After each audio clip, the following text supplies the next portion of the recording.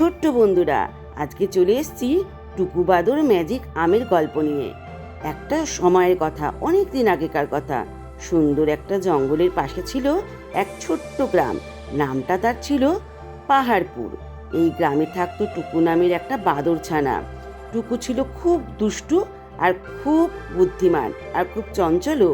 তার সবচেয়ে ভালো বন্ধু কে ছিল জানো? এক বর্ণিল টিয়া পাখি, নাম তার পিকু। পাহাড়পুর গ্রামের সব বাচ্চা টুকুকে খুব ভালোবাসতো, কারণ সে প্রতিদিন নতুন নতুন কাণ্ড করতো। যে কখনো সে নারকেল গাছ থেকে নারকেল পাড়ত, আবার কখনো মাঝে মাঝে বিলিয়েও দিত নারকেল, আবার কখনো ঝর্ণা থেকে জল এনে গাছপালায় জল দিত। কিন্তু টুকুর একটাই দুঃখ ছিল, সে কখনো আম খায়নি। একদিন বনের সবচেয়ে বুড়ো হরিণ এসে বলল টুকুকে, টুকু শুনেছি তুমি আম খাওনি কখনো, তাহলে শোনো, এই জঙ্গলের গভীরে আছে এক ম্যাজিক আম গাছ। সেই গাছে বছরে মাত্র একটি আম ধরে, আর যে সেটা খায় তার যে কোনো একটা ইচ্ছে পূরণ হয়ে যায়। জানো টুকু? টুকুর চোখ চকচক করে উঠল। ইচ্ছে পূরণ আম?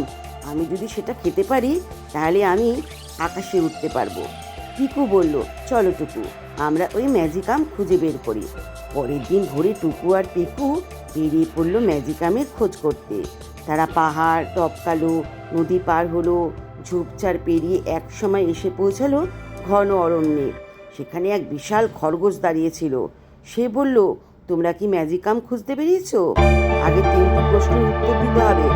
প্রশ্নগুলো খুব মজার ছিল। 1 নম্বর, কোন ফলের মুখ আছে কিন্তু কথা বলে না? আম। কোন গাছ ছায়া দেয় না? টুকু বলল টাক গাছ। কোন প্রাণী সবসময় হাসে? টুকু বলল হাসি খুশি হাস। খরগোশ এসে উঠল, ঠিক আছে, যাও সামনে, কিন্তু খুব সাবধানে।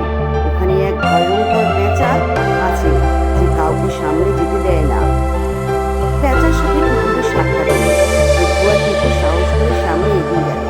হঠাৎ একটা বিশাল পেঁচা গাছ থেকে নেমে এলো। তার চোখ জল করছিল।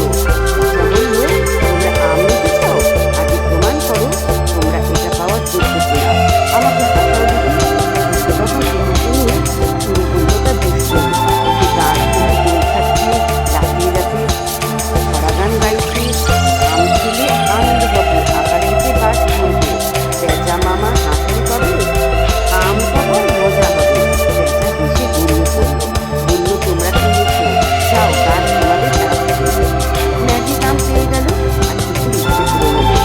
টুকু আর টুকু এগিয়ে গেল এক আলো ঝলমলে গাছের দিকে।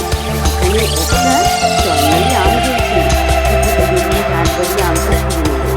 আমটা খেতে টুকু হঠাৎ অনুভব করলো সে ভাসছে, সে সত্যি সত্যি আকাশে উঠছে। আমি উঠছি, আমি উঠছি। টুকু আনন্দে চিৎকার করলো। টুকুও তার পাখনা মেলে উড়ল টুকুর পাশে। আকাশে ভাসতে ভাসতে টুকু বলল, আমরা শুধু আম পেলাম না, পেয়েছি বন্ধুত্ব, সাহস আর অনেক অনেক মজার অভিজ্ঞতা।